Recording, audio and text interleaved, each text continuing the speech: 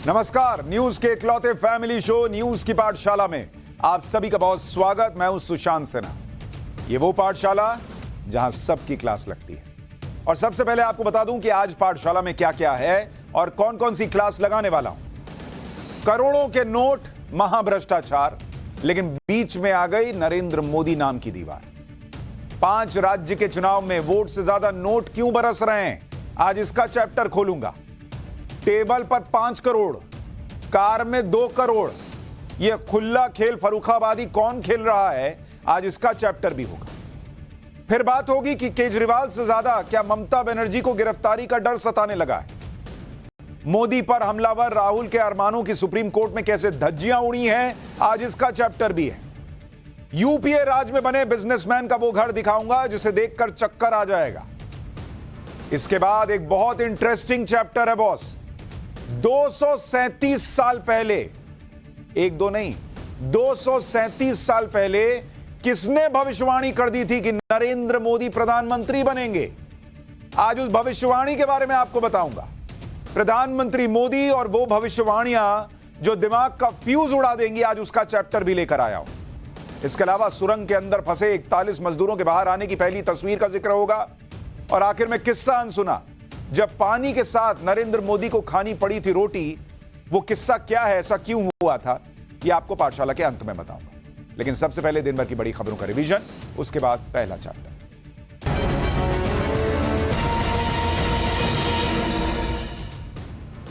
UP के cabinet मंत्री की बहुत किरकिरी हो रही है। ये मंत्री जी एक शहीद के घर 50 लाख का चेक लेकर पहुंचे और फोटो खिंचवाने लगे, जबकि शहीद की मां उस वक्त बिलक रही थी और कह रही थी कि प्रदर्शनी मत लगाओ, उन्हें अपना बेटा चाहिए। यह यूपी के आगरा में हुआ है, जहां के कैप्टन शुभम गुप्ता राजौरी एनकाउंटर में शहीद हुए।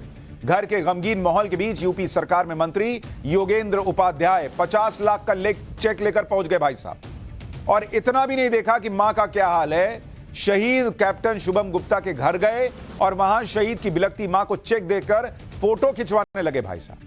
मतलब निर्लज्जता की हद पार कर दी। ऐसी संवेदनहीनता के बाद इन नेताजी की खूब खिंचाई हो रही है, और खिंचाई होनी भी चाहिए कि किसी के घर में बेटा मर गया, शहीद हो गया और फोटो खिंचवाने के लिए लाइन लगाए हुए। शर्म नहीं आ रही है भाई साहब को। राजौरी एनकाउंटर में शहीद 5 सैनिकों को आज श्रद्धांजलि दी गई। राजौरी में लश्कर के खूंखार आतंकवादियों से 36 घंटे लंबा एनकाउंटर चला था, जिसमें 5 सैनिक शहीद हुए थे। इन 5 शहीद सैनिकों में कर्नाटक के मैंगलोर के कैप्टन एमवी प्रांजल, आगरा के कैप्टन शुभम गुप्ता, पुंछ के हवलदार अब्दुल माजिद, नैनीताल के लांस नायक संजय बिष्ट और अलीगढ़ के पैरा ट्रूपर सचिन लौर शामिल हैं। देश पर मर मिटने वाले इन बहादुर बेटों की शहादत पर पूरा देश गमगीन है। टीम इंडिया के ड्रेसिंग रूम में पीएम के जाने पर विवाद करने वालों को आज टीम इंडिया के पूर्व कोच रवि शास्त्री से भी करारा जवाब मिला। रवि शास्त्री ने कहा कि एक पूर्व क्रिकेटर और कोच के नाते वो जानते हैं कि हार के बाद ड्रेसिंग रूम में कैसा माहौल रहता है, और जब टीम हारती है तो बहुत डाउन फील करती है। ऐसे वक्त में अगर खुद देश के प्रधानमंत्री आपके ड्रेसिंग रूम में आते हैं तो यह बहुत बड़ी बात होती है, क्योंकि इस तरह से हार के बाद पीएम का ड्रेसिंग रूम में आना खिलाड़ियों को हौसला देने वाला होता है। इजरायल का गाजा से युद्ध 4 दिन के लिए रुक गया है। इजरायल में वहां के सुबह 7 बजे से युद्ध विराम लागू हो गया। युद्ध विराम के बदले में इजरायल अपनी जेलों में बंद 150 फिलिस्तीनी छोड़ेगा, और उधर हमास गाजा में बंधक करीब 240 लोगों में से 50 लोगों को रिहा करेगा। 4 दिन के युद्ध विराम में हमास हर दिन 12 से 13 बंधकों को अलग अलग बैच में छोड़ेगा। यह युद्ध विराम कतर और अमेरिका की मध्यस्थता में हुआ है। युद्ध विराम शुरू होने के बाद से इजिप्ट के रास्ते गाजा में तेल और खाने के सामान के ट्रक पहुंचने शुरू हो गए। चीन में फैल रही रहस्यमयी बीमारी, जिसके बारे में हमने आपको कल विस्तार से बताया था, उसे लेकर स्वास्थ्य मंत्रालय ने कहा है कि वो किसी भी इमरजेंसी से निपटने के लिए तैयार है। चीन में कई दिनों से रहस्यमयी बीमारी का प्रकोप है, जिसे निमोनिया से मिलता जुलता बताया जा रहा है। इसमें बड़ी संख्या में बच्चों को संक्रमण हो रहा है और अस्पतालों में भर्ती होने वालों की संख्या बहुत तेजी से बढ़ रही है। इसमें तेज बुखार के साथ खांसी और सांस लेने में परेशानी आ रही है। इस रहस्यमयी बीमारी पर WHO ने चीन से रिपोर्ट भी मांगी है। हालांकि चीन का कहना है कि संक्रमण के मामले में कुछ भी असामान्य नहीं है। तो ये हो गया दिन भर का रिवीजन। अब पाठशाला की पहली क्लास, और इसमें करोड़ों के कैश का चैप्टर, करोड़ों के नोट, महाभ्रष्टाचार, लेकिन कैसे बीच में आ गई नरेंद्र मोदी की दीवार, 5 राज्य के चुनाव में वोट से ज्यादा नोट क्यों बरस रहे हैं? टेबल पर 5 करोड़, कार में 2 करोड़, खुला खेल फर्रुखाबादी खेल कौन रहा है? और क्या केजरीवाल से ज्यादा ममता बनर्जी को गिरफ्तारी का डर सताने लगा है? सबसे पहले इसका जवाब।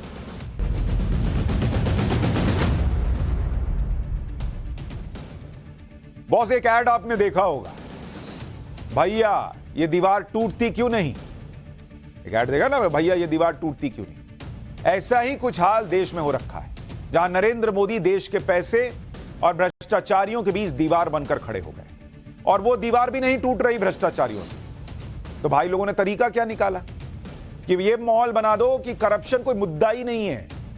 मोदी तो झूठे पीछे पड़ गए हैं अपने सियासी विरोधियों के। एजेंसियों के दुरुपयोग का आरोप लगा दो, फिर भले ही करप्शन के केसेस में नेताओं के नाम आए, उनके जेब भरती रहे, फिर भले ही करप्शन और काले धंधे का काला पैसा चुनावों में लगता रहे, नोटों के बंडल निकलते रहे, लेकिन सब नरेंद्र मोदी पर डाल दो कि मोदी जी जबरदस्ती फंसा रहे हैं। और आजकल विधानसभा चुनाव का मौसम है, तो इतने भर भर के नोट मिल रहे हैं बॉस कि नोटों की दीवार खड़ी हो जाए।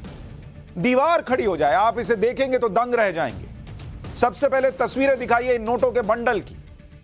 ये नोटों की दीवार दिख रही है भाई। आपने वो ईंट की दीवार देखी होगी, यहां एक एक ईंट की जगह नोट का बंडल लगा हुआ है।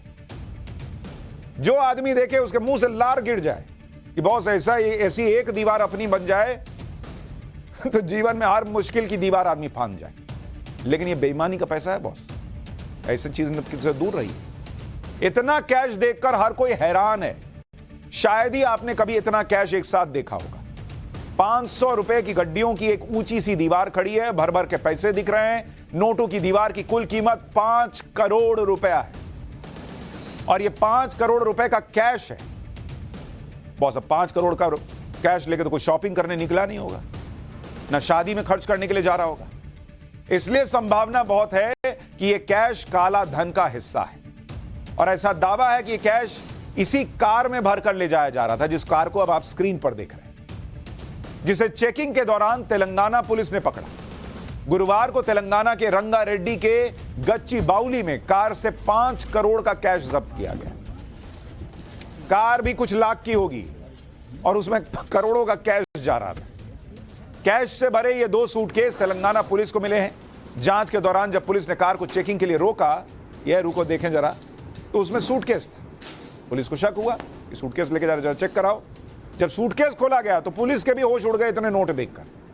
सूटकेस से कैश की गड्डियां भर भर के निकलने लगी। 2 सूटकेस में भर भर के नोटों की गड्डियां रखी हुई थी। तेलंगाना में इतनी बड़ी मात्रा में कैश तो पकड़ लिया गया, लेकिन अब अगली चुनौती यह पता लगाने की है कि इस काले धन के खेल के पीछे है कौन। कहीं यह कैश कलेक्शन तेलंगाना चुनाव से तो नहीं जुड़ा हुआ है, क्योंकि तेलंगाना में 30 नवंबर को वोटिंग है, और ऐसे में हो सकता है कि चुनाव के अंदर इस बेहिसाब पैसे का इस्तेमाल होना हो। भाई इतना पैसा अचानक कहां जाएगा चुनाव के सीजन में? तेलंगाना पुलिस ने तो अपना काम कर दिया है। अब आगे की कार्रवाई इनकम टैक्स को करनी है, इसलिए इस कैश को इनकम टैक्स विभाग के हवाले कर दिया गया है। 5 करोड़ का कैश 2 गाड़ियों में भरकर ले जाया जा रहा था। तेलंगाना पुलिस ने 7 लोगों को हिरासत में भी लिया है। पुलिस ने जब कार ड्राइवर से इस कैश के बारे में पूछा तो वो इसका कोई हिसाब नहीं दे पाया। क्या हिसाब देगा ड्राइवर? 5 करोड़ का कैश का क्या हिसाब देगा भाई? आयकर विभाग अब यह पता लगाएगा कि यह कैश है किसका और कहां इसका इस्तेमाल होना था, और जब ये पूछताछ होगी तो पता चल ही जाएगा। तेलंगाना में नोटों से भरी एक और गाड़ी मिली है, जिसे पुलिस ने कल रात को पकड़ा। इसमें 2 करोड़ का कैश बरामद हुआ। ये देखिए, इसमें तो वो छोटा छोटा बैग में इसमें सब्जी वब्जी लेके जाते हैं या कोई सामान लेके जाते हैं, वैसा बैग में नोट रखा हुआ है। अलग हिसाब चल रहा है भाई। ये कैश हैदराबाद के हयात नगर इलाके से जब्त किया गया है। एक कार में 5 बैग में कैश मिला। ये 5 बैग हैं जिनमें ये कैश भरा हुआ था। देखिए 500 के नोट की गड्डियां भरी हुई हैं। आदमी सब्जी भर के लाता है थैले में, ये भाई लोग नोट भर के ले जा रहे हैं। पूरा एक टेबल जो है वो देखिए कैसे कैश से भर गया। इतना कैश बरामद हुआ कि पुलिस को नोट गिनने वाली मशीन लगानी पड़ी। सब हैरान है। एक ही रात में 2 अलग अलग जगह से 7 करोड़ कैश निकल आया, और ये वो कैश है जो चेकिंग के दौरान पकड़ा गया। सोचिए तेलंगाना में कितना कैश इधर से उधर घूम रहा होगा कि 7 करोड़ तो कुछ घंटे में, रात से दिन में पकड़ा गया, और तेलंगाना में चुनाव है। तो आशंका जताई जा रही है कि इस कैश का कनेक्शन चुनाव से हो सकता है। इसी तरह राजस्थान में चुनाव के दौरान लॉकर से भर भर के कैश मिल रहा। हमने आपको बताया भी था कि जयपुर में किस तरह से एक ही जगह पर सैकड़ों लॉकर से करोड़ों रुपए का कैश और करोड़ों रुपए का गोल्ड मिल चुका है। इन लॉकर्स की जांच इनकम टैक्स डिपार्टमेंट कर रहा है। जांच के दौरान 2 लॉकर से 1 करोड़ 37 लाख नकद बरामद हुई। एक लॉकर से 4 किलो सोना निकला। अब तक इनकम टैक्स की टीम 763 लॉकर्स की जांच कर चुकी है और अभी भी 337 लॉकर की जांच बाकी। ये लॉकर किनके हैं, इसकी भी अभी जांच जारी है। अब तक लॉकर्स की जांच करने पर करीब 11 करोड़ का कैश बरामद हो चुका है और इसमें कुछ विदेशी मुद्रा भी। 12 किलो से ज्यादा सोना निकला है। लॉकर्स में 500 करोड़ का काला धन और 50 किलो से ज्यादा सोना होने का आरोप लगाया गया। इतना भर भर के पैसा, नोट मिल रहा है, सोना मिल रहा है, सब कुछ मिल रहा है, लेकिन जिसको देखिए वो झाड़ देता है। मोदी जी झूठे फंसा रहे हैं, हम ऐसा कर सकते हैं? बॉस, कोई कुछ कर ही नहीं रहा है, तो ये क्या इतने नोटों की गड्डियां हवा में बरस रही है? सोचिए, जिन राज्यों में चुनाव हो रहे हैं वहां पर इतना बेहिसाब पैसा मिल रहा है, जो तो नहीं मिला उसका तो हिसाब ही छोड़ दीजिए। और ये बात किसी से छुपी नहीं है कि चुनाव के लिए पानी की तरह कैसे पैसा बहाया जाता है। खास तौर पर कैश से वोट खरीदने की कोशिशें होती, जिस पर चुनाव आयोग की कड़ी नजर रहती। आचार संहिता लागू होने के साथ ही सारा प्रशासन चुनाव आयोग के अंडर आ जाता है। इन विधानसभा चुनावों में कितना कैश जब्त हुआ है वो आप सुनेंगे तो पैरों तले जमीन निकल जाएगी। सुनिए जरा, अभी तक पूरा चुनाव कंप्लीट भी नहीं हुआ है 5 राज्यों का। कितना कैश मिला अभी तक, कैश पकड़ाया, इसका आंकड़ा देखिए। छत्तीसगढ़ में 20 करोड़ 77 लाख कैश पकड़ाया। 20 करोड़ 77 लाख कैश बोल रहा हूं। मध्य प्रदेश, एमपी में, यहां पर भी वोटिंग हो चुकी, यहां पर 33 करोड़ 72 लाख कैश पकड़ाया है। 33 करोड़ 72 लाख। राजस्थान तो भाई रिकॉर्ड तोड़ने पर आ गया। राजस्थान पहुंच गया 93 करोड़ और 17 लाख रुपए पर। 93 करोड़ रुपया कैश मिला है। नोट गिनने वाली मशीन से धुआं निकल आएगी बॉस, इतना तो हम एक बार में नहीं गिन पाएंगे। और तेलंगाना, ये भाई लोग तो अलग ही रिकॉर्ड बनाए हुए हैं। तेलंगाना का देखिए 225 करोड़ 23 लाख रुपया, इतना पैसा तेलंगाना में कैश पकड़ाया। वो 225 करोड़। अगर टोटल रिकवरी की बात करें, जिसमें कैश के अलावा दूसरी चीजें भी शामिल हैं, तो उन सब की वैल्यू जो है वो 2018 के चुनाव में कितनी थी पता है आपको? 2018 के चुनाव में 239 करोड़ का सारा सामान पकड़ाया था, कैश वगैरह सब मिला। 2023 के चुनाव में कितना पकड़ा है आपको पता है? गेस मारिए। गेस नहीं कर पाएंगे आप। 1760 करोड़ रुपया और बाकी चीजें अभी तक पकड़ाई। कहां 2018 में 239 करोड़ था, कहां 1760 करोड़ रुपया। 1760 करोड़ रुपया अभी तक पकड़ा जा चुका है। 1760 करोड़ रुपया। और उसके बाद लोग कहते हैं कि है कोई भ्रष्टाचारी है। कोई भ्रष्टाचारी है ही नहीं, मोदी जी झूठे बोलते हैं। लेकिन जब भी कैश जब्त होने की बात आती है तो लोगों को बंगाल की तस्वीरें भी याद आ जाती हैं। सोचिए, बंगाल में चुनाव नहीं है, फिर भी वहां पर एक मंत्री के घर से करोड़ों का कैश मिला था, आपको याद होगा। बंगाल में शिक्षा विभाग में भर्ती घोटाले के दौरान जब ईडी ने बंगाल के शिक्षा मंत्री रहे पार्थ चटर्जी के ठिकानों पर छापा मारा था, तो एक घर से 20 करोड़ का कैश निकला था। ये पिछले साल की तस्वीरें हैं, जब पार्थ चटर्जी की करीबी अर्पिता मुखर्जी के घर से 20 करोड़ कैश निकला था। इस घोटाले की परतें खुलने के बाद ममता बनर्जी ने अपने मंत्री पार्थ चटर्जी को पद से हटा दिया था और पार्टी से भी सस्पेंड कर दिया था। लेकिन जिससे पूछिए वो कह देगा कि ना, हम तो ईमानदार, मेरी पार्टी में कोई है ही नहीं। लेकिन अब वही ममता बनर्जी नरेंद्र मोदी को वार्निंग दे रही है कि अगर भ्रष्टाचार के मामले पर एक्शन लिया तो फिर वो भी कुछ ऐसा करेंगी जो किसी ने नहीं किया। ममता बनर्जी तो बदला लेने की बातें करने लग गई भाई। ममता बनर्जी ने कहा है कि अगर उनके 4 नेताओं को जेल भेजा जाएगा तो वो बीजेपी के 8 नेताओं को जेल भेज देंगे। वो फिल्म में, किसी फिल्म में एक डायलॉग था कि दो मारोगे हम 4 मारेंगे। वो ममता बनर्जी फिल्मी डायलॉग पे आ गए, तुम 4 जेल भेजोगे हम 8 को जेल भेजेंगे। ममता बनर्जी ने कहा है कि टीएमसी के 4 विधायकों को यह सोचकर जेल भेज दिया गया कि वो टीएमसी की संख्या कम कर देंगे, लेकिन टीएमसी के 4 नेताओं को भ्रष्टाचार के मामले में जेल भेजा जाएगा उन्हें चोर साबित किया जाएगा, उन्हें बदनाम किया जाएगा, तो वो भी बीजेपी के 8 नेताओं को हत्या और दूसरे मामलों में गिरफ्तार कर लेंगे। ये कौन सा हिसाब है बॉस?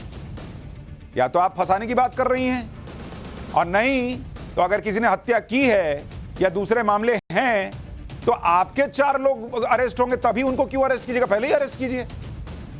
ये तो डील करने वाली बात हुई कि तुम हमको मत छुओ, हमको तुमको नहीं छुएंगे। अरे भाई, सामने वाला अगर हत्यारा है तो पकड़िए, जेल में डालिए। मतलब इधर से 4 लोग आपके नहीं पकड़े जाएंगे तो उसको छोड़ दीजिएगा अगर वो हत्यारा भी होगा। गजब केस चल रहा है भाई। बंगाल पुलिस बीजेपी नेताओं के साथ वैसा ही सलूक करेगी जैसा ईडी, सीबीआई, टीएमसी नेताओं के साथ करती है।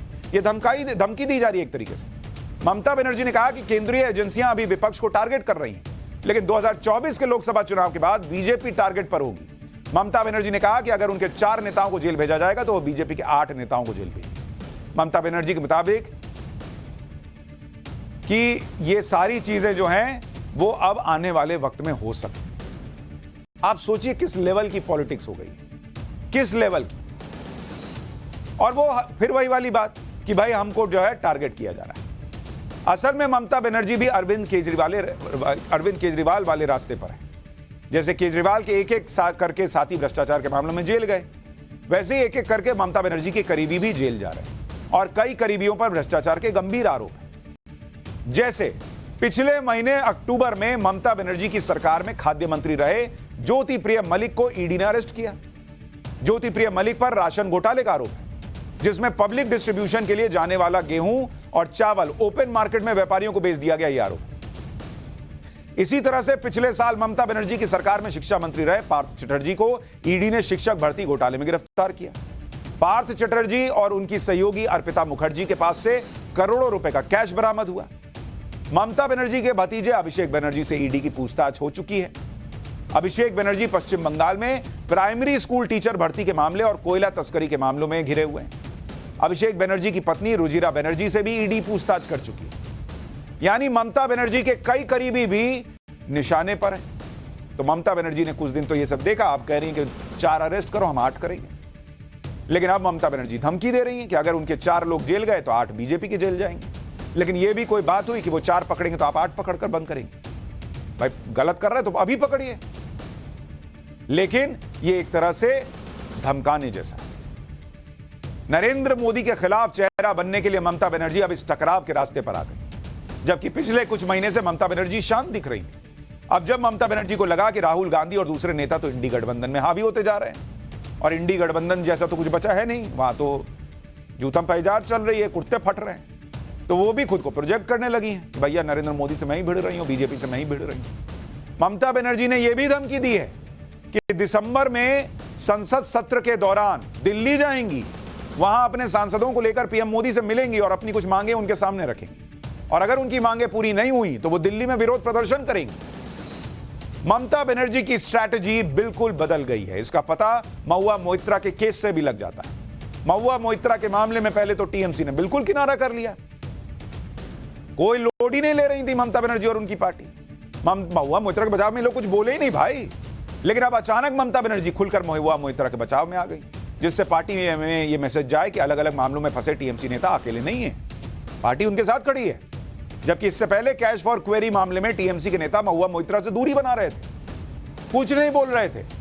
लेकिन अब ममता ने स्टैंड क्लियर कर दिया। ममता बनर्जी को यह भी डर है कि कहीं 2024 के चुनाव में उनके नेताओं पर लगे भ्रष्टाचार के आरोप उनकी पार्टी की छवि को नुकसान न पहुंचा ले। इसलिए भी ममता बनर्जी अब यह माहौल बनाने में जुटी हैं कि राजनीतिक बदला लेने के लिए टीएमसी नेताओं को फंसाया जा रहा है। जो मैंने आपसे शुरू में कहा कि सब ऐसे झाड़ दो और नरेंद्र मोदी पे डाल दो कि झूठे फंसा रहे।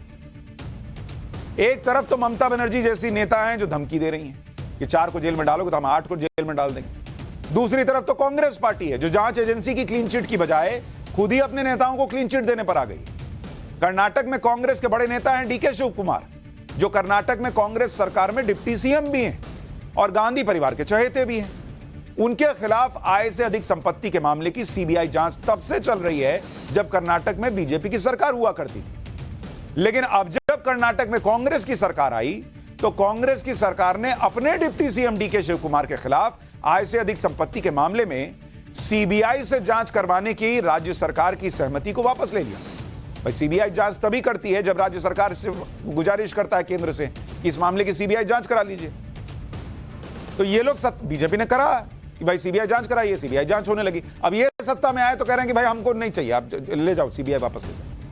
कर्नाटक के कानून मंत्री ने इस बात को कंफर्म किया है कि डीके शिव कुमार के मामले की सीबीआई से जांच करवाने की कंसेंट को विड्रॉ किया जाएगा। कर्नाटक के कानून मंत्री का कहना है कि डीके शिव कुमार के खिलाफ केस को सीबीआई को सौंपने के लिए तत्कालीन बीजेपी सरकार ने प्रक्रिया का पालन नहीं किया और स्पीकर से परमिशन भी नहीं ली थी, जबकि सीबीआई को केस देने से पहले स्पीकर की परमिशन की जरूरत होती है। इसलिए डीके शिव कुमार के केस को सीबीआई को देने का फैसला नियमों के मुताबिक नहीं हुआ था। इस पर एडवोकेट जनरल की भी राय ली गई और एडवोकेट जनरल की राय के हिसाब से कैबिनेट ने भी फैसला कर लिया कि डीके शिव कुमार के केस में सीबीआई को दी गई जांच की कंसेंट को वापस लिया जाए। मतलब जो सहमति दी गई थी कि सीबीआई ठीक है आप जांच कीजिए, वो सहमति वापस ले लेंगे अब ये लोग। लेकिन आय से अधिक संपत्ति जैसा मामला गंभीर मामला है। भाई मान लीजिए बीजेपी ने स्पीकर से परमिशन नहीं ली, इतना गंभीर मामला, आप स्पीकर से परमिशन ले लीजिए या इस बार वापस लेके फिर से स्पीकर से परमिशन लेके आप ही जांच करा लीजिए और डीके शिव कुमार क्लीन निकल आए। और यह जांच फाइनल स्टेज में है, कोर्ट में भी मामला चल रहा है, लेकिन ऐसे वक्त में कांग्रेस सरकार ने इस केस को ही सीबीआई के हाथ से वापस लेने का फैसला कर लिया। तो आप सोच लीजिए कि इस केस का क्या ही होगा, क्योंकि डीके शिव कुमार ने हाई कोर्ट में भी अर्जी लगाई थी कि आय से अधिक संपत्ति के मामले को खारिज किया जाए, लेकिन कोर्ट ने अक्टूबर में डीके शिव कुमार की अर्जी को ही खारिज कर दिया था और सीबीआई से कहा था कि 3 महीने में जांच पूरी करो। कोर्ट कह रहा है जांच पूरी करो और कोर्ट ने कहा था कि वो इस मामले में अभी दखल नहीं देंगे क्योंकि सीबीआई की जांच करीब करीब पूरी होने वाली है। अब इधर जांच पूरी होने वाली है तो कांग्रेस को याद आया कि भाई ये तो कंसेंट ठीक से नहीं लिए थे, तो जांच खत्म कर। जबकि आप देखिए कि डीके शिव कुमार देश के सबसे अमीर विधायक, डीके शिव कुमार की घोषित संपत्ति 1413 करोड़ रुपए की। अब ये नहीं कह रहा हूं कि भाई ये गलत तरीके से, लेकिन आरोप अलग अलग तरीके के लगे, उसकी जांच हो जाती। अभी बस जांच कंप्लीट ही होनी थी और उसमें डीके शिव कुमार अगर पाक साफ निकल आते तो आराम से ना पब्लिक के पास जाके कहते कि ये लोग झूठे फंसा रहा था। अब लीजिए, अब ये अलग नया विवाद हो, लेकिन नरेंद्र मोदी भी लगे हुए कि जब तक ये सब पकड़ेंगे नहीं तब तक छोड़ेंगे। पाठशाला में अब अगली क्लास, मोदी पर हमलावर राहुल के अरमानों की सुप्रीम कोर्ट में कैसे धज्जियां उड़ी और यूपीए राज में बने बिजनेसमैन का वो घर जिसे देखकर आपको चक्कर आएगा।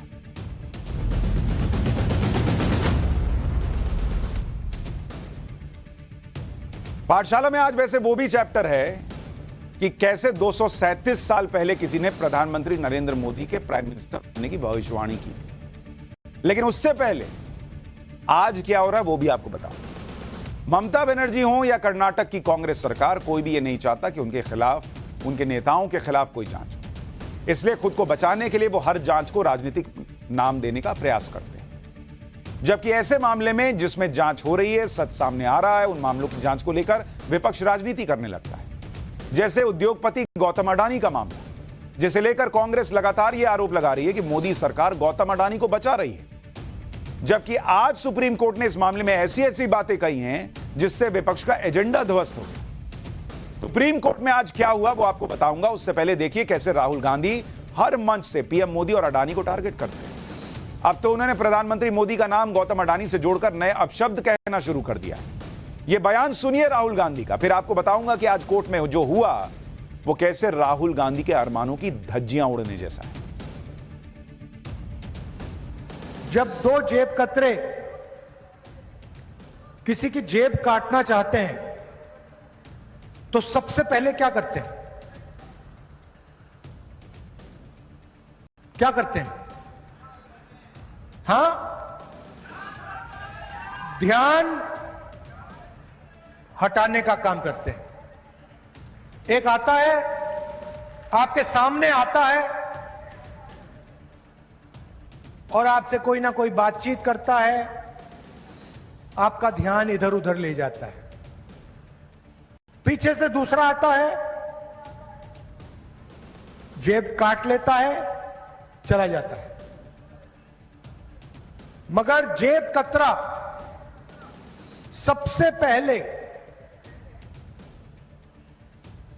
ध्यान हटाता है। अब आप देखिए, हिंदुस्तान में सबसे बड़े मुद्दे कौन से हैं? सबसे बड़ा मुद्दा बेरोजगारी, गरीबी, महंगाई। इनके बारे में आपने कभी टीवी पे देखा है? राहुल गांधी तो अपनी राजनीति सहूलियत को देखते हुए पीएम मोदी और गौतम अडानी पर निशाना साध रहे हैं, लेकिन जब बात कानूनी मामले की आती है, जांच की आती है, तो फिर राजनीतिक सहूलियत नहीं चलती बॉस, क्योंकि कोर्ट सबूत देखता है।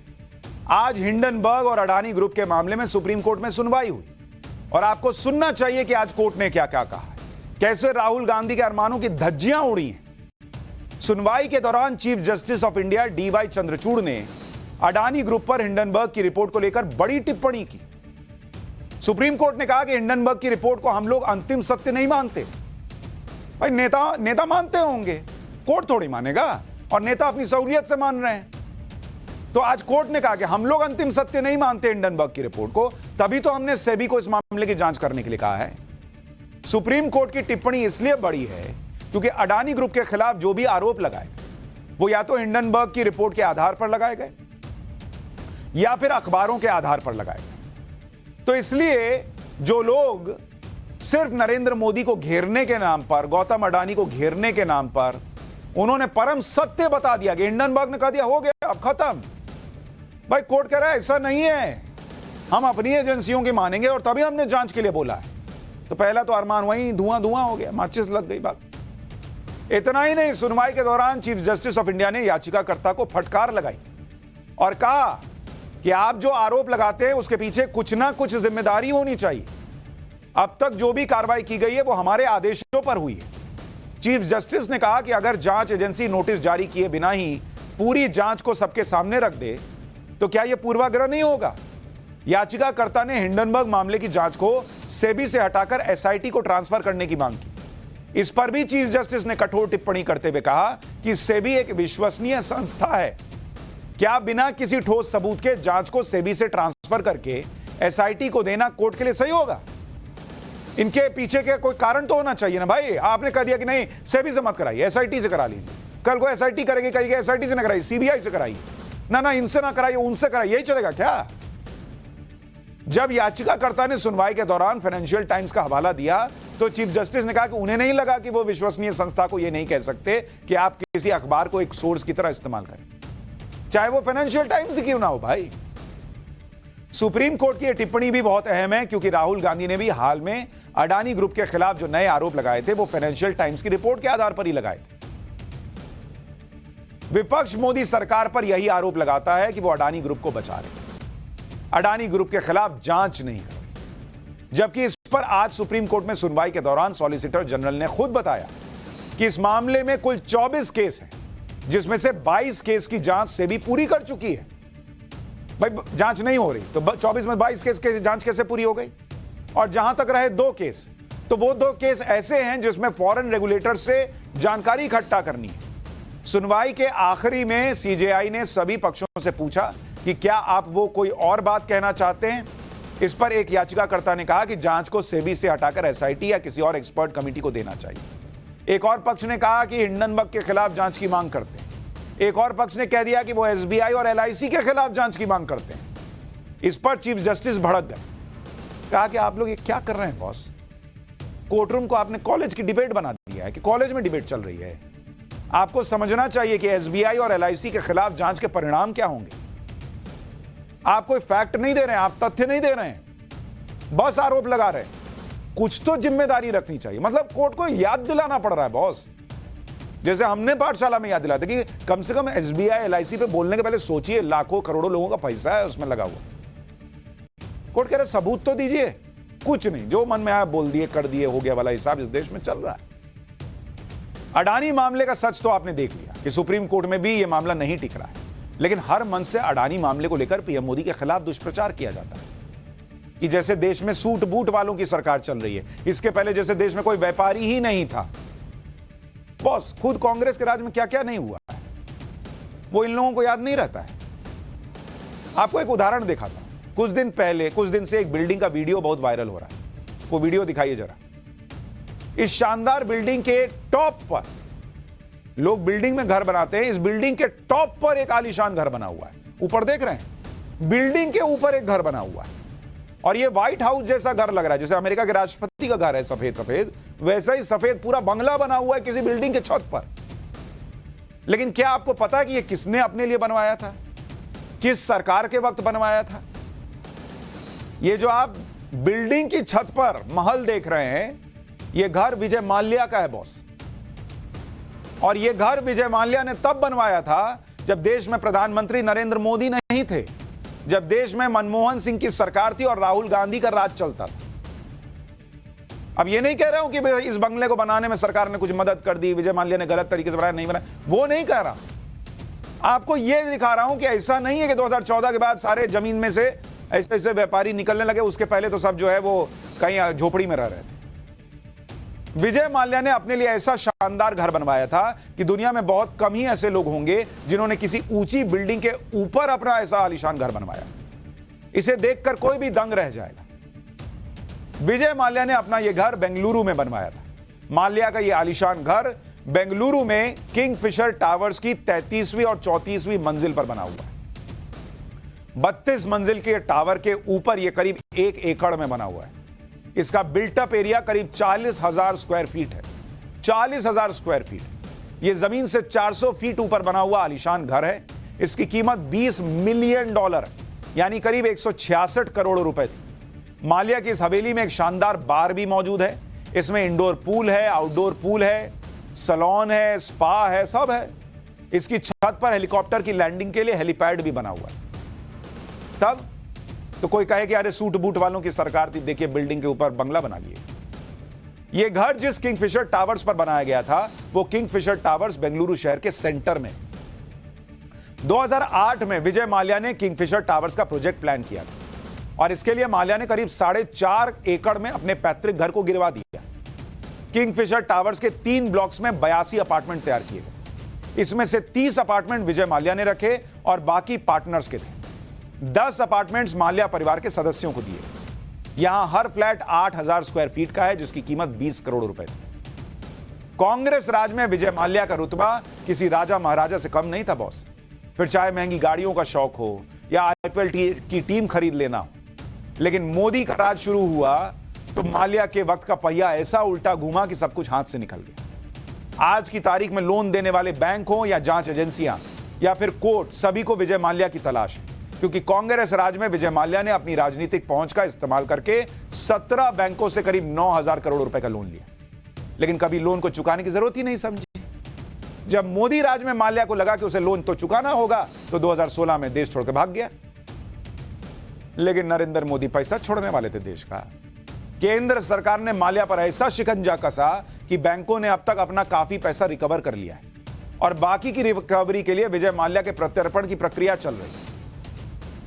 विजय माल्या पर कितना कर्ज था और मोदी राज में बैंक माल्या से कितना रिकवर कर चुकी है, जिसका दावा खुद माल्या ने अपने ट्वीट में किया था। आप ये सुनिए, विजय माल्या जो है वो बाप बाप कर रहा है नरेंद्र मोदी के राज में। जो कर्ज था विजय माल्या पर, कर्ज कितना था? करीब 9,000 करोड़, 9,000 करोड़ रुपए का विजय माल्या पर कर्ज था विथ इंटरेस्ट। और मोदी सरकार में रिकवरी कितनी हुई? रिकवरी कितनी हुई सोचिए। 9,000 का भाई पे कर्ज था, 13,000 करोड़ रुपए की रिकवरी हुई। 13,000 करोड़, 4,000 एक्स्ट्रा। भागे हो, लाओ इधर लाओ। वो विजय माल्या वहां से बाप बाप कर रहा है। मोदी राज में खुद पर शिकंजा कसने से विजय माल्या किस तरह रो रहा है, उसके लिए माल्या का ट्वीट कर चुका है। जिस विजय माल्या ने 1 फरवरी 2019 को ट्वीट किया और उसमें खुद लिखा कि हर सुबह जागता हूं तो DRT यानी डेट रिकवरी ट्रिब्यूनल्स का रिकवरी ऑफिसर का एक अटैचमेंट देखता हूं। वैल्यू पहले ही 13,000 करोड़ को पार कर गई है। बैंक सभी ब्याज समेत 9,000 करोड़ के बकाये का दावा करते हैं, जिसकी समीक्षा होनी चाहिए। यह कब तक चलेगा और किस हद तक जाएगा? क्या यह जस्टिफाइड है?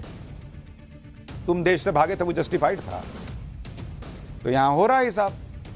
मोदी सरकार की सख्ती से परेशान विजय माल्या का एक और ट्वीट देखिए। जिसे माल्या ने 26 जुलाई 2021 को किया था। इसमें विजय माल्या ने लिखा था कि ईडी ने सरकारी बैंकों से लिए 6,200 करोड़ के लोन के बदले मेरी 14,000 करोड़ की संपत्ति को जब्त कर लिया है।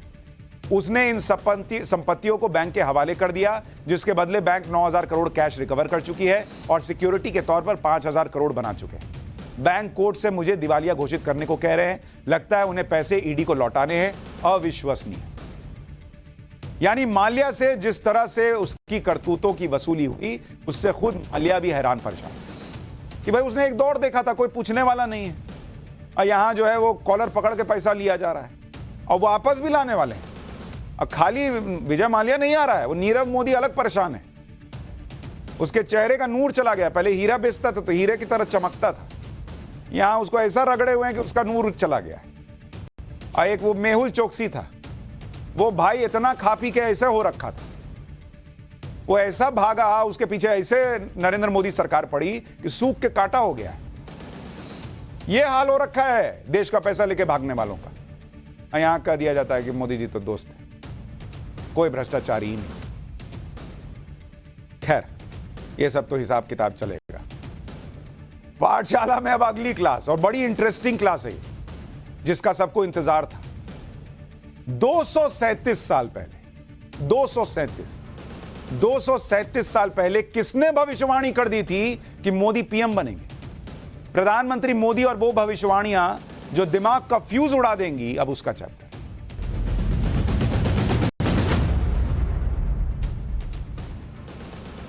इस देश में कुछ लोग ऐसे भी थे जो 2014 के पहले कहते थे कि नरेंद्र मोदी कभी देश के प्रधानमंत्री नहीं बन सकते। ये उनकी भविष्यवाणी थी।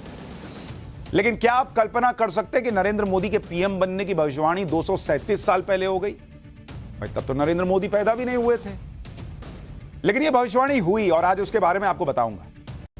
क्योंकि आपको तो लग रहा होगा ये कोई मजाक है। बॉस, ये मजाक नहीं है। हम खुद ये बात सुनकर चौंक गए थे कि कोई कैसे 237 साल पहले यह भविष्यवाणी कर सकता है कि नरेंद्र मोदी देश के प्रधानमंत्री बने। लेकिन जब पाठशाला में हमने इस पर रिसर्च की और उस व्यक्ति के बारे में पढ़ा जिसने 237 साल पहले यह भविष्यवाणी कर दी थी, तो हम भी हैरान रह गए। ये कौन व्यक्ति थे जिन्होंने इतनी बड़ी भविष्यवाणी सैकड़ों साल पहले कर दी थी, यह आज आपको आगे बताऊंगा। लेकिन पहले पीएम मोदी की यह तस्वीर देख लीजिए, जिसमें वो अपनी सियासी भविष्यवाणी के बारे में खुद देख रहे हैं। ये देखिए, वो लिखा हुआ देख रहे हैं। उनके बारे में जो भविष्यवाणी है वो लिखित में है। और 12 अप्रैल 2014 जब वो पीएम नहीं बने थे, तो उन्होंने वो भविष्यवाणी लिखी हुई देखी थी।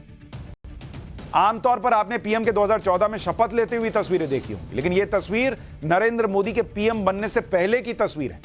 और इस तस्वीर में पीएम मोदी को लेकर सैकड़ों साल पहले हुई भविष्यवाणी का राज छिपा है। और अपने बारे में इस भविष्यवाणी को नरेंद्र मोदी ने पीएम बनने से पहले खुद जनता को बताया था। यह तस्वीर राजस्थान की है।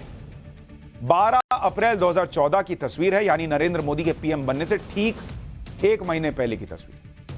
इसमें नरेंद्र मोदी राजस्थान के एक संत की बात कर रहे हैं। ये वही संत हैं जिन्होंने 237 साल पहले मोदी राज के आने की भविष्यवाणी कर दी थी। राजस्थान के इन प्रसिद्ध संत का नाम मावजी महाराज है, जिनका जिक्र प्रधानमंत्री नरेंद्र मोदी ने 2 दिन पहले किया भी था। जब उन्होंने भविष्यवाणी नहीं की थी कि अब अशोक गहलोत सरकार कभी नहीं लौटेगी, तो हमने आपको बताया था, मावजी महाराज के बारे में भी थोड़ा बताया था। और उन्होंने, पीएम ने खुद कहा था कि हम भाई उस पावन धरती पर खड़े हैं जहां मावजी महाराज ने भविष्यवाणियां की थी। जब पीएम मोदी ने राजस्थान में एक चुनावी रैली में यह कहा था कि अशोक गहलोत की सरकार अब कभी नहीं बनेगी। पीएम मोदी ने यह बात जिस जगह पर कही थी, वो जगह प्रसिद्ध संत मावजी महाराज की धरती है। और इस देश में बहुत लोग शायद नहीं जानते होंगे मावजी महाराज के बारे में, लेकिन आज आप सुनेंगे तो हैरान रह जाएंगे कि उन्होंने नरेंद्र मोदी को लेकर क्या भविष्यवाणी की थी। हमने पाठशाला में भी मावजी महाराज के बारे में थोड़ा आपको बताया था। मावजी महाराज वो संत हैं जिन्होंने आज से करीब 237 साल पहले ऐसी ऐसी भविष्यवाणियां की थी जो आज भी 100% सच साबित हो रही। नरेंद्र मोदी के पीएम बनने की भविष्यवाणी कैसे मावजी महाराज ने की थी, 237 साल पहले की थी, यह हैरान करने वाली कहानी आपको आगे बताऊंगा। लेकिन पहले आप मावजी महाराज के बारे में विस्तार से सुनिए, क्योंकि भविष्यवाणी की दुनिया में अब तक आपने नास्ट्रेडमस और कीरो के बारे में बहुत सुना या पढ़ा होगा। ऐसा माना जाता है कि नास्ट्रेडमस की भविष्यवाणियां कभी गलत नहीं हुई, लेकिन राजस्थान के संत मावजी महाराज की भविष्यवाणियों के बारे में आप सुनेंगे तो हैरान रह जाएंगे। मावजी महाराज ने करीब 237 साल पहले 1786 में 72,96,000 छंदों से 5 बड़े ग्रंथों की रचना की। इन ग्रंथों को राजस्थानी भाषा में चौपड़ कहते हैं। इन्हें मावजी महाराज ने अपने हाथों से लिखा था और उनकी तस्वीरें दिखाऊंगा। एक तरफ आप लगी हुई भी देख रहे हैं तस्वीर। इन्हीं ग्रंथों में 72,66,000 से ज्यादा भविष्यवाणियां लिखी गई। इन भविष्यवाणियों को स्थानीय बागड़ी भाषा में बांस की कलम और लाख की स्याही से लिखा गया, जो आज भी सुरक्षित है। उनकी भविष्यवाणियों में 237 साल पहले लिख दिया गया था कि हवा से लोगों की बात होगी। आज मोबाइल के जरिए बातचीत हो रही है। बिजली के तारों से रोशनी के बारे में उन्होंने भविष्यवाणी की थी, ग्लेशियर के पिघलने की भविष्यवाणी की थी, धरती के गर्म होने की भविष्यवाणी कर दी थी। उन्होंने 350 साल पहले ही कपड़े पर उपग्रह और हवाई जहाज के चित्र बनाए थे, जो आज बनाए जा रहे उपग्रह और हवाई जहाज से हूबहू मेल खाते।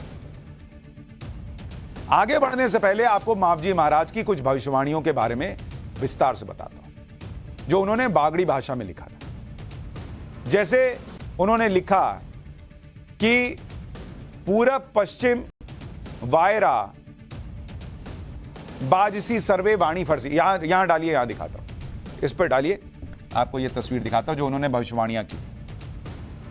ये देखिए, पूरब पश्चिम वायरा बाजसी सर्वे वाणी फारसी रे, जिसका मतलब यह है कि पूर्व पश्चिम की संस्कृति में मेल जोल होगा।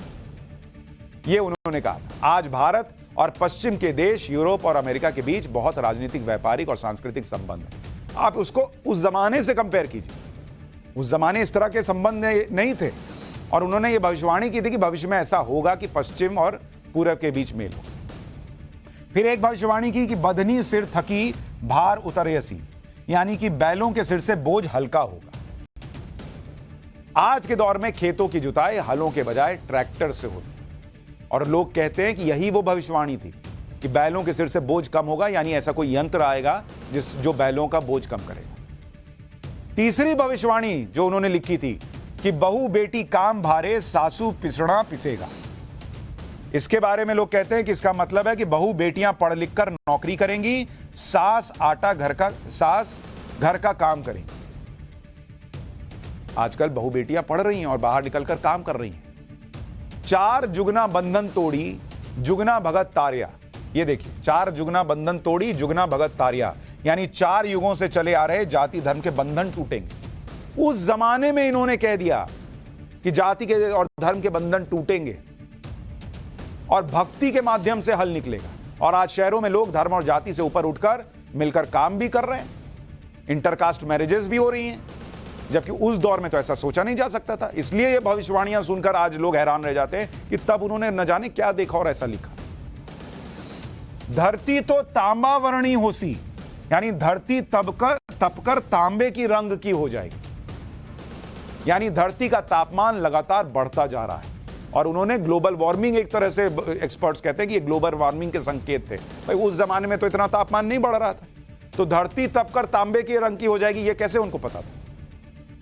इन्हीं भविष्यवाणियों को लेकर लोग हैरान रह जाते हैं। और ये तो कुछ उदाहरण दिया आपको मैंने, लेकिन उसमें भी एक बड़ी कमाल की बात, मावजी महाराज ने देश और दुनिया को लेकर जो भविष्यवाणियां की थी वो आज तो बिल्कुल सही साबित हो ही रही है।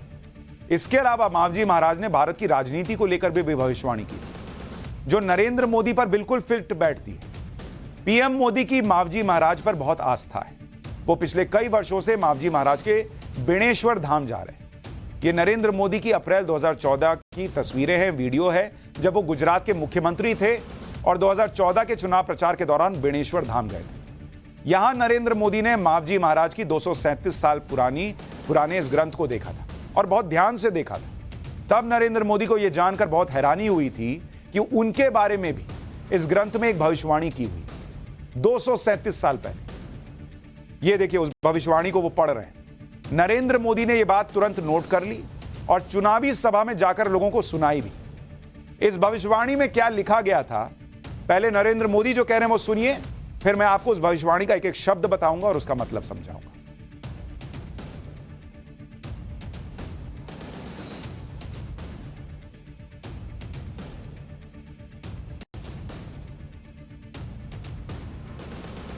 भाइयों बहनों, आज मेरा सौभाग्य रहा कि मुझे मावजी महाराज की तपोभूमि के दर्शन करने का सौभाग्य मिला। बाणेश्वर जी के दर्शन करके मैं आया हूं। इतने प्रेरक शब्द है, लिखा है, मुझे भी मालूम नहीं है कि इतनी बढ़िया बात 400 साल पहले लिखी गई है। मावजी महाराज ने लिखा है,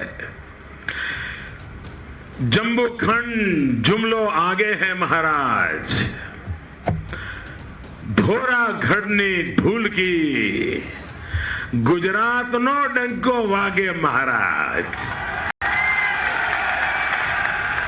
मावजी जी वाणी बुले है महाराज, जातु धर्म पास आवेगा, धर्म ने बातें सालेगा महाराज। बेणेश्वर नो बेड़ को रसाए महाराज, दिल्ली मां दीवो लागे महाराज।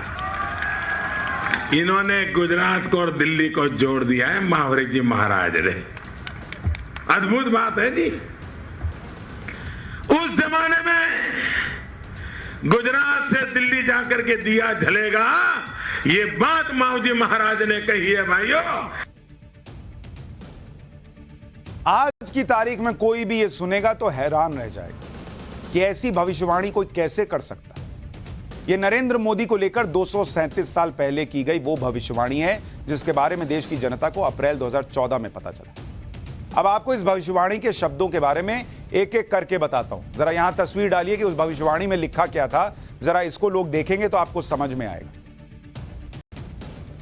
इस भविष्यवाणी में यह लिखा है कि गुजरात नो डंको बाके महाराज, यानी गुजरात का डंका बजेगा। एक वक्त ऐसा आएगा कि गुजरात का डंका बजेगा। और आप याद कीजिए कि नरेंद्र मोदी जब मुख्यमंत्री थे तो गुजरात का डंका बज रहा था। यूपीए की सरकार होते हुए भी हर बार गुजरात को अवार्ड मिलते थे। इस तरह का गुजरात में काम हो रहा था, गुजरात मॉडल की बात होती थी। 237 साल पहले उन्होंने लिख दिया मावजी महाराज ने, गुजरात नो डंको बागे महाराज, और वो हुआ। फिर वो लिखते हैं मावजी वाणी बुले है महाराज, यानी मावजी महाराज की वाणी कहती है कि जातु धर्म पास आवेगा, यानी जाति और धर्म पास आ जाएंगे। आप देखिए आज की डेट में नरेंद्र मोदी क्या कहते हैं। लोग कह रहे हैं जातिगत जनगणना करानी है, वो कहते हैं भैया हमको जातिगत जनगणना के मामले में ना पढ़ो, हमारी एक ही जाति हमको पता है और वो है गरीब की जाति। और जो घर मिल रहे हैं, शौचालय मिल रहा है, वो जाति और धर्म देख के नहीं मिल रहा। तो उन्होंने भविष्यवाणी की जातु धर्म पास आवेगा, धर्मनी बातें सालेगा महाराज। और फिर आगे लिखते हैं कि बैणेश्वर रो बेण को रसाए महाराज, बैणेश्वर उनके धाम की बात है। और आखिरी की लाइन पढ़ी है, उस जमाने में उन्होंने कहा कि दिल्ली मां दीवो लागे महाराज, यानी दिल्ली में दिया जलेगा, गुजरात का डंका बजेगा और फिर दिल्ली में दिया जलेगा। अब आप सोचिए, गुजरात का डंका बजाने के बाद कोई नरेंद्र मोदी निकलते हैं और वो दिल्ली में आकर दिया जलाते हैं, या फिर आप कह लीजिए कि दिल्ली में आकर सत्ता पर काबिज होते हैं। और इसीलिए एक्सपर्ट्स कहते हैं कि यह भविष्यवाणी 237 साल पहले हुई भविष्यवाणी, जिसमें गुजरात और दिल्ली का कनेक्शन है, वो सीधे सीधे संकेत था, बिना नाम लिया, वो उस वक्त नाम थोड़ी था, लेकिन कि गुजरात से कोई आकर दिल्ली पर राज करेगा, यानी नरेंद्र मोदी। आज देखिए वही हो रहा है। नरेंद्र मोदी को लेकर की गई इस भविष्यवाणी के सामने आने के बाद वो मई 2014 में गुजरात के मुख्यमंत्री से देश के प्रधानमंत्री बन गए। मावजी महाराज की भविष्यवाणी पर पीएम मोदी के अलावा राजस्थान की जनता भी बहुत भरोसा करती है। मावजी महाराज ने भविष्यवाणी के अलावा अपने हाथों से कई कृतियां जैसे ज्ञान भंडार, अकल रमण, सुरानंद और ज्ञानरल माला भी लिखी है। मावजी महाराज ने 5 ग्रंथ लिखे थे जिनमें 72 लाख से ज्यादा भविष्यवाणियां हैं। लेकिन अब पीएम मोदी इन ग्रंथों का डिजिटलाइजेशन करवा रहे हैं। आने वाले दिनों में आप इन भविष्यवाणियों को अपने मोबाइल पर पढ़ सकेंगे। केंद्र सरकार के राष्ट्रीय पांडुलिपि मिशन के तहत वागड़ी भाषा को ट्रांसलेट करके हिंदी भाषा में इंटरनेट पर अपलोड किया जाए। हो सकता है आपके लिए भी कुछ मिल जाए। कुछ लोग ढूंढेंगे कि 2024 के लिए भी कुछ लिखा है क्या। मावजी महाराज की राजस्थान में बहुत मान्यता है, और मुझे अफसोस सिर्फ ये होता है कि विदेश में कोई कुछ कह दे तो उसको लेकर डंका बज जाता है। अपने यहां लोग कुछ कह के गए हैं, उनके बारे में कोई बताता भी नहीं। मतलब कोई पाठशाला लगती है, कोई सुशांत सिन्हा लगता है जो आएगा रिसर्च करके आपको चोल साम्राज्य के बारे में बताएगा। नहीं तो आप ताजमहल देख के ही खुशी में रहेंगे कि भैया ताजमहल से अच्छा तो कुछ बना ही नहीं, मुगलों से अच्छा तो कुछ राज ही नहीं किया किसी। जो हिंदू धर्म से जुड़े हुए अद्भुत मंदिर हैं उनके बारे में बताने के लिए कोई पाठशाला लगती, मावजी महाराज के बारे में बताने के लिए कोई पाठशाला लगती। नहीं तो हैं चैनल बम फोड़ रहे युद्ध वाले, बम बम, लोग देख भी रहे हैं। मावजी महाराज की राजस्थान में बहुत मान्यता है। उनका जन्म बांसवाड़ा और डूंगरपुर के नजदीक एक छोटे से गांव साबला में। मावजी महाराज अपनी कड़ी तपस्या और अध्ययन से ज्ञान की प्राप्ति कर चुके थे और इस स्थान को अब बेणेश्वर धाम कहा जाता है। वो बागेश्वर धाम मत समझ लीजिएगा, बागेश्वर बाबा वाला, ये बेणेश्वर धाम है। यहां के लोग मावजी महाराज को निष्कलंक भगवान के रूप में पूजते हैं। दरअसल मावजी महाराज ने जाति पाति का विरोध करते हुए निष्कलंक संप्रदाय की स्थापना की। इसमें संप्रदाय में अछूत कही जाने वाली जातियों और आदिवासियों को शामिल किया गया। मावजी महाराज ने उस समय इन दलित पिछड़ों से फैला हुआ अंधविश्वास मिटाया। उन्होंने दक्षिणी राजस्थान में घूम घूम कर आदिवासियों को जागृत किया। मावजी महाराज ने राजस्थान में लसोड़िया आंदोलन भी चलाया, जिसके तहत विधवाओं को फिर विवाह करने की बात कही गई। आप सोचिए, 200-250 साल पहले भारत गुलामी और सामाजिक कुरीतियों में फंसा हुआ देश था, तब मावजी महाराज ने जाति और धर्म से ऊपर उठकर समाज के वंचित और शोषित वर्ग को जोड़ने की बात कही। आज प्रधानमंत्री मोदी भी उसी सोच को अपनी राजनीति में इस्तेमाल कर रहे हैं, इसलिए वो देश के सबसे लोकप्रिय नेता ऐसे ही नहीं बने। लेकिन मावजी महाराज ने तो भविष्य बहुत पहले देख लिया था। शायद एक भविष्य जो सब देखना चाहते हैं वो ये है कि क्या सुरंग में से 41 भाई हमारे वापस निकल पाएंगे, बाहर आ पाएंगे। पाठशाला में पीएम मोदी की अब उस कमिटमेंट का चैप्टर जिसमें आपको बताऊंगा कि पीएम मोदी मुसीबत में फंसे भारतीयों को बचाने के लिए कैसे किसी हद तक जाने को तैयार है।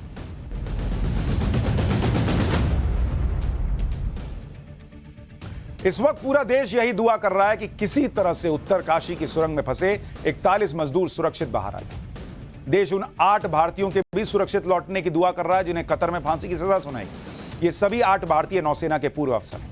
देश और विदेश में फंसे इन भारतीयों को बचाने के लिए मोदी सरकार ने पूरी ताकत झोंकी हुई। उत्तरकाशी की सुरंग से मजदूरों को निकालने के लिए दिन रात एक किया जा रहा है। उधर कतर में 8 भारतीयों को फांसी से बचाने के लिए मोदी सरकार कतर की अदालत तक पहुंच गई। कतर की अदालत में भारत ने अपील की। राहत की खबर यह है कि भारत की अपील को अदालत ने स्वीकार कर लिया, जिससे नेवी के 8 अफसरों के बचने की उम्मीद बढ़ गई है और उनकी फांसी फिलहाल तो रुक गई। डिप्लोमेसी और कानूनी दोनों ही रास्तों से मोदी सरकार कतर में फंसे भारतीयों को बचाने में जुटी है।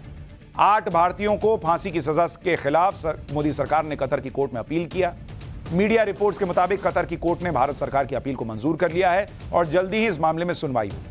कतर की कोर्ट का भारत सरकार की अपील को मंजूर करना बड़ी बात है। इससे साफ है कि कतर की कोर्ट को भारत की अपील में कुछ दम दिखा होगा, वरना ऐसा भी हो सकता था कि कतर की कोर्ट इसे पहली नजर में खारिज कर देती, क्योंकि OHCHR यानी office of the high commissioner for human rights के मुताबिक कतर में मौत की सजा के नियम बहुत सख्त है। इसकी कार्रवाई भी बहुत सख्त तरीके से की जाती है। ऐसे मामलों में कतर की कोर्ट कोई नरमी नहीं दिखाती। इसलिए इतने गंभीर मामले में कतर की कोर्ट का भारत की अपील को मंजूर करना भारत की पहली जीत है। इसका मतलब यह है कि भारत की कूटनीति काम कर रही है और कतर की कोर्ट इस बात पर राजी हो गया कि वो इस मामले में भारत का पक्ष सुनेगा। पिछले हफ्ते ही भारत सरकार ने यह कहा था कि उन्हें यह भरोसा है कि इस मामले में सकारात्मक परिणाम मिलेंगे। विदेश मंत्रालय ने बताया था कि भारत सरकार इस मामले में कतर अथॉरिटी के संपर्क में है। इसी तरह से प्रयास हो रहा है कि वो जो 41 मजदूर फंसे हैं उन्हें बाहर निकाला जाए। और टाइम्स नाउ भारत पर तो उनके रेस्क्यू ऑपरेशन की एक तस्वीर, एक जानकारी हम आपको लगातार दे रहे हैं और किसी भी वक्त वहां से भी खुशखबरी आ सकती है, वो भी आपको बताऊंगा। एक छोटा सा ब्रेक ले रहा हूं और पाठशाला में अब किस्सा अनसुना। प्रधानमंत्री नरेंद्र मोदी कई मौकों पर बता चुके हैं कि उन्होंने गरीबी के कठिन दौर का सामना किया। देश से गरीबी खत्म करने के लिए मोदी सरकार ने कई योजनाओं की शुरुआत भी की। आज पाठशाला में पीएम मोदी का वो अनसुना किस्सा जिसमें उन्हें गरीबों के लिए काम करने की प्रेरणा दी। देश का प्रधानमंत्री और गुजरात का मुख्यमंत्री बनने से पहले नरेंद्र मोदी कई सालों तक आरएसएस के प्रचारक रहे। आरएसएस के प्रचारक के तौर पर दोपहर का खाना खाने के लिए किसी स्वयंसेवक के घर जाते थे। बात 80 के दशक के शुरुआत की है। पीएम मोदी ने एक इंटरव्यू में बताया कि वो एक स्वयंसेवक के घर भोजन करने पहुंचे।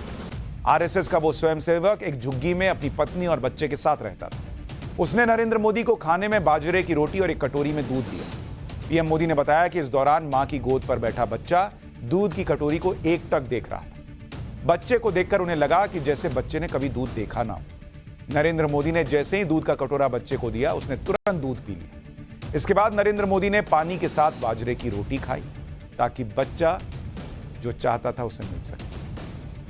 आगे पीएम मोदी ने बताया कि उन्होंने अनुभव किया कि उस बच्चे ने शायद मां के दूध के सिवाय कभी भी दूध नहीं पिया था और मेहमान को अच्छा खाना खिलाने के इरादे से वो परिवार दूध लाया हो। पीएम मोदी के मुताबिक इस घटना ने उन्हें गरीबों के लिए काम करने की